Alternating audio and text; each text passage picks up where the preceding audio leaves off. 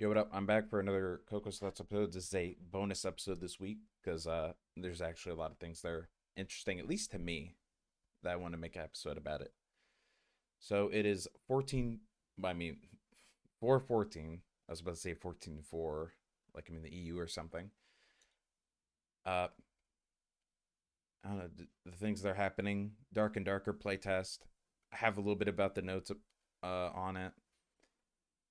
Not a lot, sadly, not in like detail. But I have Oshinoko. The first episode came out an hour and freaking 22 minutes long. Very good experience. And they have Kaminaki Sekai having its second episode, which is just a series that I don't know. I think it's just funny what they do in it. Anyways, to start off, you start off with the Dark and Darker notes. So the playtest is available on the freaking 14th, which is today. They just released it probably around 12, I think, or 1. Currently downloading that. The current changes are they added a new map called the Runes. Wonder what that'll be. I'm sure that's probably going to be a cleric dominant map because they have anti-skeleton, well, not anti-skeleton, but anti-undead abilities. So I'm sure you're probably going to see a lot of clerics out there. They added a new rest system. I assume, emphasis on assume, that it's mainly just for single use abilities, like the fighters in combat heal, which heals, I think it's like 50% of his HP, unless they changed that. They added new perks, skills. Well, they added the new skill tree and new individual perks for the classes. They added new monsters, new weapons, and new items. I wonder if they'll buff any of the potions that currently exist. They did balance changes to the game, so I'm assuming rest in peace barbarians. No more Gray Axe one-shotting a geared wizard. So bye bye bar meta, and I'm assuming they will be buffing the wizard, rogue, and rangers, and possibly fighter, depending on the weapon variety that the ranger gets, because they do have the weapon mastery perk, so they can get a little bit of the ranger's new weapon choices. They added more graphics options, and they adjusted the lighting and the visual effects for the game. So very, very interesting stuff to happen there in that game. I'll probably be playing that after the episode's out because I'm currently downloading it via torrent because that's the only way you can get it. And I recommend only using the Reddit and not using any other sources because torrents are not safe usually, depending on where you get it. Um, yeah, I'm gonna segue into freaking the anime review portion. Oshinoko. Um, just a heads up, spoilers obviously. Spoilers for the two animes that I'm covering. Just so you know, spoiler, spoiler, spoiler. And yeah, getting into it. Intro and outro. Music. There really isn't an intro, so I can't really talk about it. But the outro, I think, is pretty good. Uh, the the animation's pretty beautiful, I must say. I really, I don't know, at least for like this season, what is it? Freaking spring 2023. There is a very odd emphasis on eyes. Like, at least for this show, the eyes are probably like a very key part, but it's like a viewer only thing. I'm sure the characters within the show itself are not, or within the anime itself, don't actually see the eyes. I'm pretty sure it's a viewer only. So I guess show who's like the main character or something, I assume. But anyways, the The detail in the anime, very nice. I love the mixtures of colors that they have. Very visually appealing. The in accordance, well, talking about like scenes for the animated scenes that they have, the TV station broadcast scene was pretty good. Having everybody, having the manager get a little bit like, I don't know, cocky or like, I don't really know what to describe his emotion. He was kind of like getting a little bit happy about Ai's performance because everybody kind of just like stopped what they were doing and they were just kind of amazed at how she was performing on the stage for the TV station, assuming that they probably weren't really expecting too much from her. Um, and then also the skipping to the very end of the show, the unfortunate death that she had at the hands of a stalker, which was pretty much foreshadowed throughout like the entire show. And the reason why I say that is because Goro, prior to becoming Aqua, he was pushed off a cliff by the stalker, and there had to be somebody who teased where she was, or at least hinted at where she was for the stalker to act. But going back to the death scene, the animation, her final moments was very beautiful, even though it was very gory and bloody. The the light leaving her eyes was very good, very well drawn, very well animated. The I don't know, just like the lifeless corpse being there on the door, holding Aqua and having, I'm pretty sure, her hand on the door for Ruby.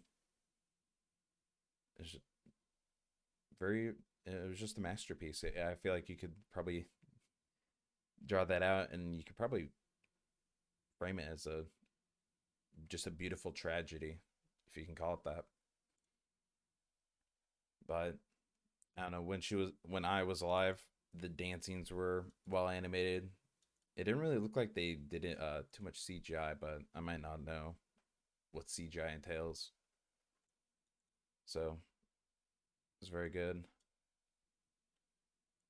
Um, I also like nearly cried during her death scene as well, but unfortunately, I kind of overhyped myself too much because she kind of fulfilled her role as a mother for Aqua and Ruby, uh, at least like enough for the show itself. That she couldn't really do anything else.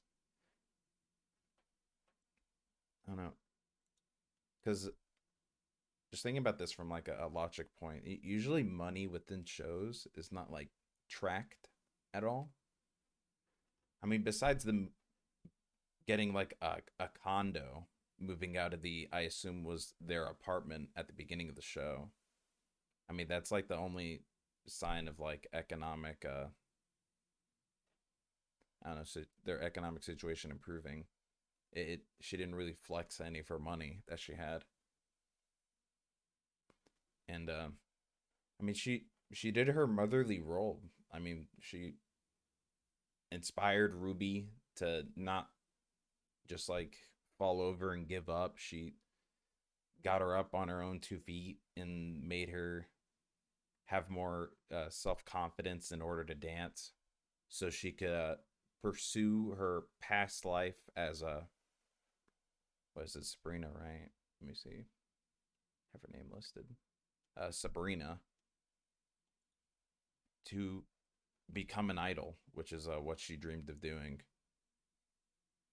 And she already gave Aqua his connection to Taishi, who is the horror movie director.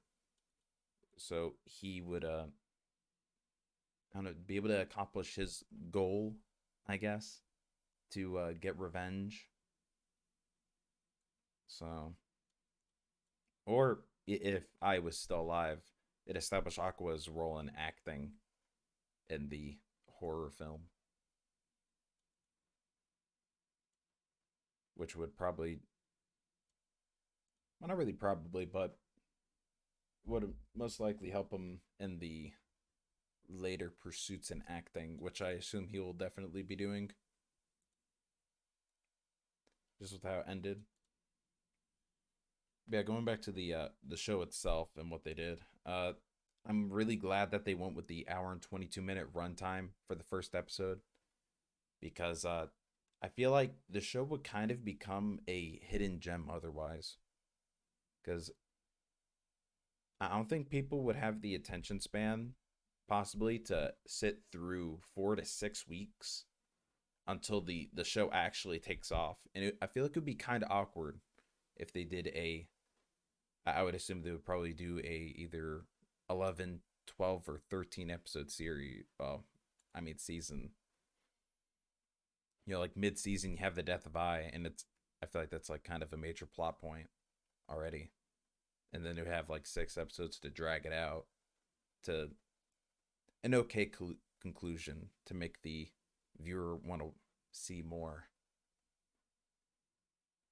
But yeah, I'm glad they did what they did. It kind of almost felt like a movie, to be honest. And I feel like it actually probably could have been like aired in theaters and probably still work out.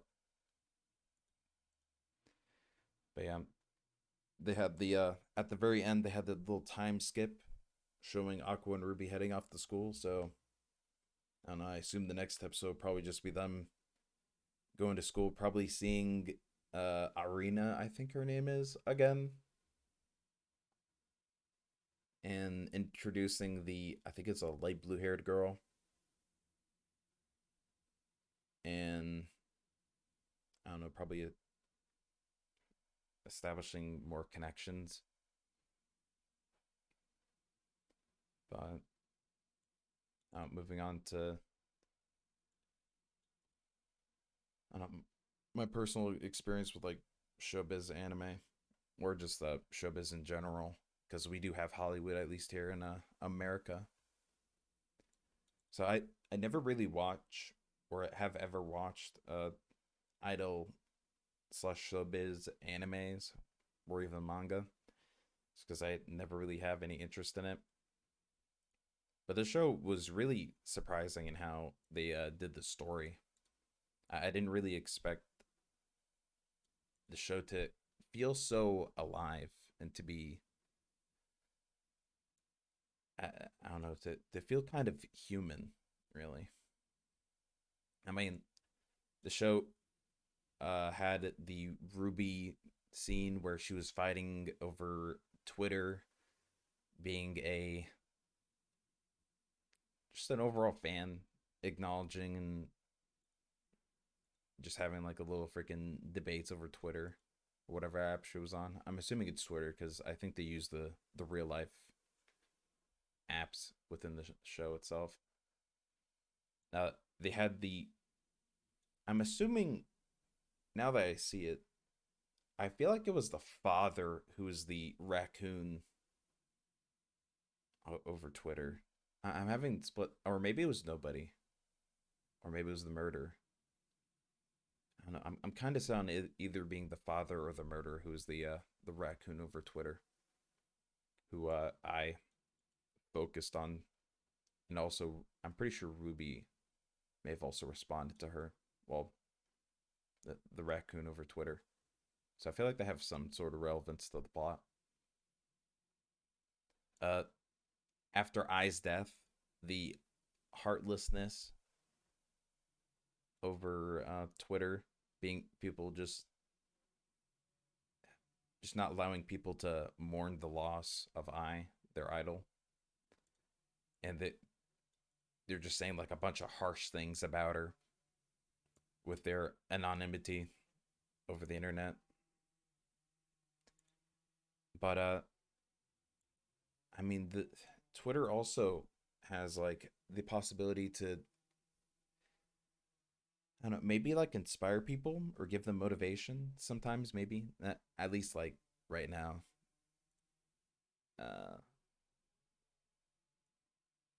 I don't think Twitter's that good of a space.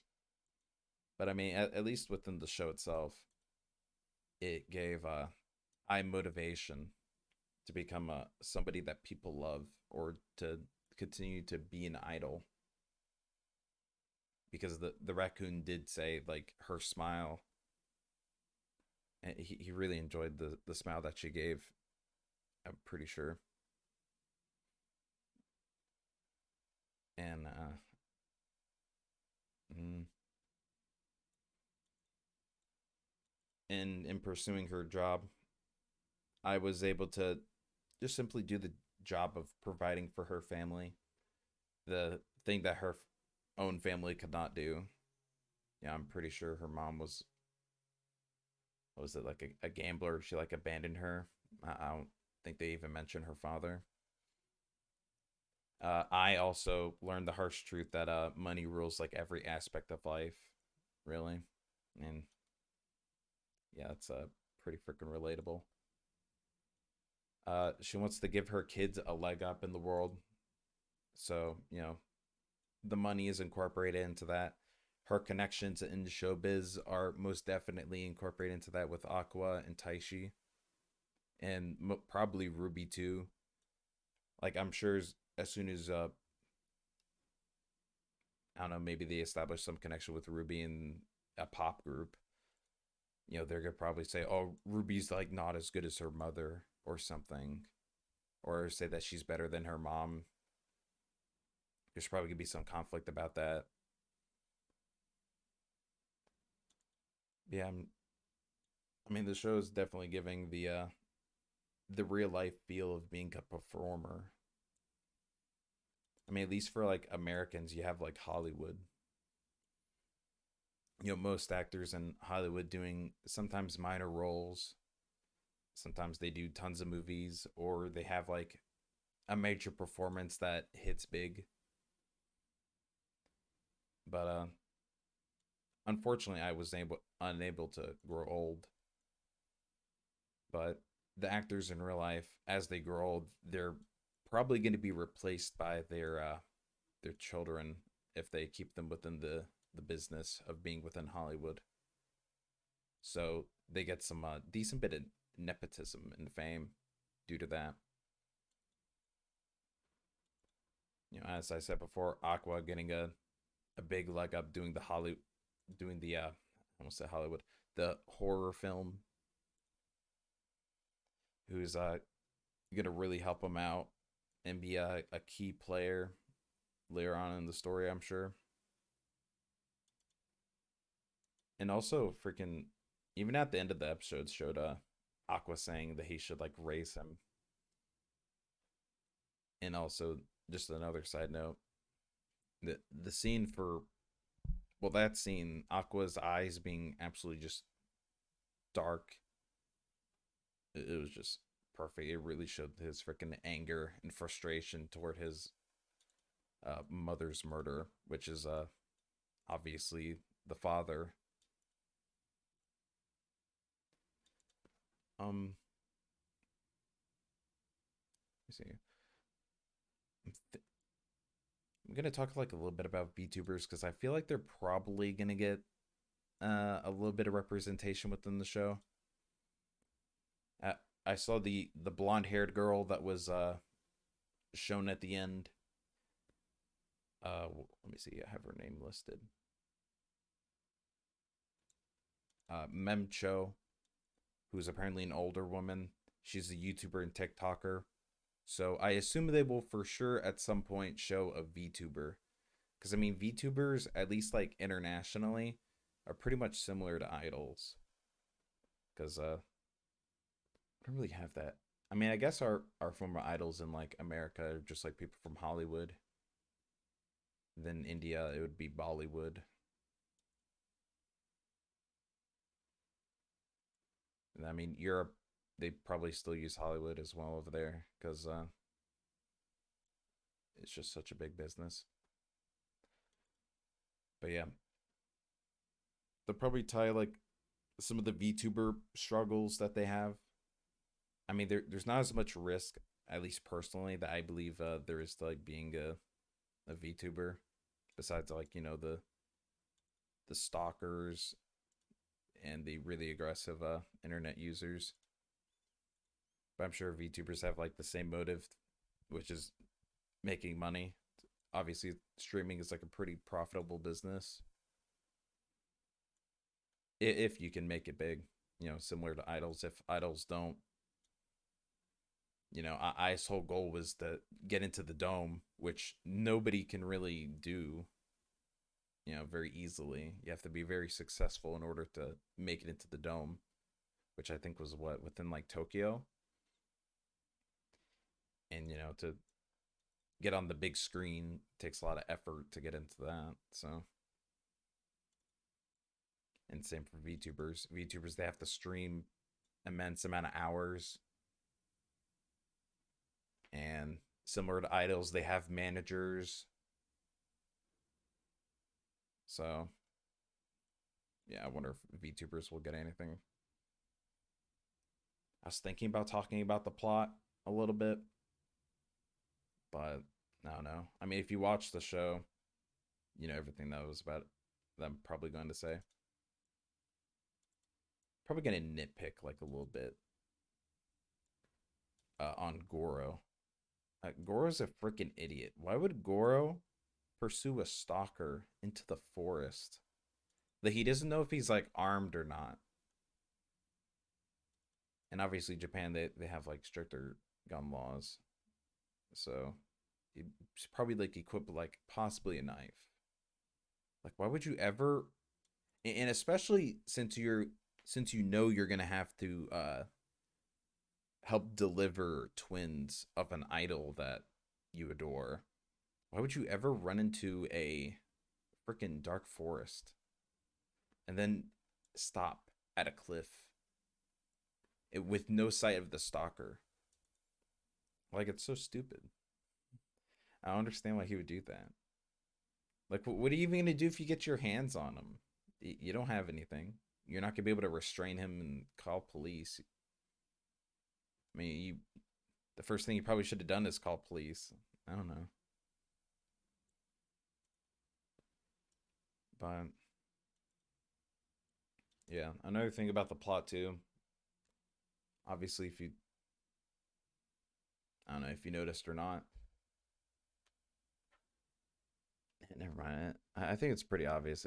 If you didn't notice that the father getting the location and the phone booth of where I was living to come see his kids, which he obviously didn't want to see, and I understand how.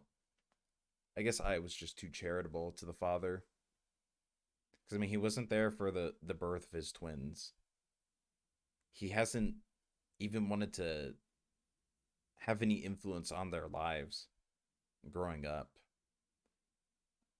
So I don't know. I was just like,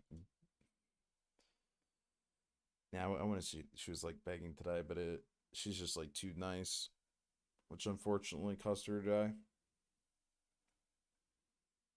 But I don't know.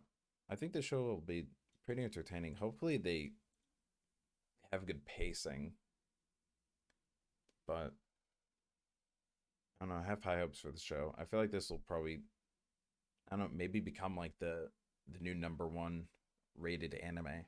Hopefully, as long as they keep doing what they're doing. I'm really hoping that this gets a second season announced, and it is hopefully not something like Arcane, where they're like, oh, we didn't expect for it to be so well received and have such a positive review that they started doing a second season, and now they're like, oh, Arcane season two, it's coming, but it's going to be like a year out from now or two. And a little bit of Arcane stuff if you're interested.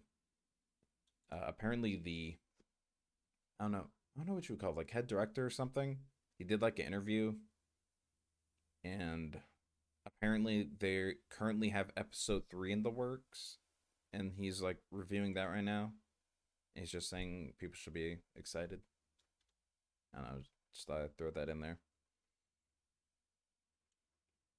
But yeah, but Oshinoko, I've high hopes for it. Really hope it'll be good. And yeah, I gotta talk about Kami Sekai no Kamisama Katsudou to wrap it up. Just some like key things that I thought were interesting. I'm really hoping that Aru is the yandere that I have her made out to be, because of her obsession with Yukito. Roy being an extreme S, obviously with what he was doing with Mitama pouring wine down her leg. That was pretty freaking entertaining. I'm surprised they went all out, kind of animating that. We're not really going all out, but they animate pretty well. It's pretty funny too. Roy is absolute nut job. Uh, Yukito fooling Aru, thinking Mitama can see her relationship struggles. That was pretty funny. And then Aru thinking that Yukito likes flat women, even though he told her that he likes them big. And then Aru just tries to cut her own boobs off. That was pretty funny. And the unfortunate death of Chichil, which is I think it's like their best CGI, at least like so far within the show. That poor thing dying. I don't know. I feel like it's like a fennec fox mixed in with like a cat. But yeah, that poor thing dying, and then Mitama nearly dying trying to reviving it, and then I don't know, gaining two followers, and all of a sudden she's just filled with power. But also, it's like kind of weird. She did like the whole thing in front of the town, like what, twice, trying to get them to follow her. No, she did like three times, and she's still like unsuccessful. That she's only at the very end of all of that effort, only to gain three followers. It's so freaking stupid. And then I don't know, what's even more stupid is that she decides to revive the troops and then convert the Bertrand, who is the swords guy who killed both Aru and Yukito within the town, and turned him into a woman. This is so freaking funny. So yeah, I'm pretty sure like the next episode's probably supposed to be there's tiny little village getting attacked by the town. So I wonder how that will go. Or maybe they'll I don't know, give a little bit more information about Bertrand and maybe talk about the troops a little bit. I don't know. Yeah, overall enjoying this. I'm glad that I'm glad they exist. It is such a funny show. And I think I was kind of about to give up on the, what is it? The legendary hero is dead. I think I might give it another shot. To be honest, I thought it just like wasn't interesting, but yeah, I think I'm gonna give it another shot. I think I'm gonna at least make it up to like three episodes if I'm like not enjoying a certain series and then dropping it. I think that's what I need to do. Like I'm not charitable enough because I mean after like the first like episode or two, maybe it gets better. Maybe it's more enjoyable. I don't know. Yeah, that's it for this episode. Talk to you on Sunday, where I'll just review the other animes that I've watched. And gonna play Dark and Darker, and then I'll talk about that then. And yeah, see ya Sunday, and have a nice weekend. Hope you're, I don't know, having fun, doing whatever. Peace. Bye bye.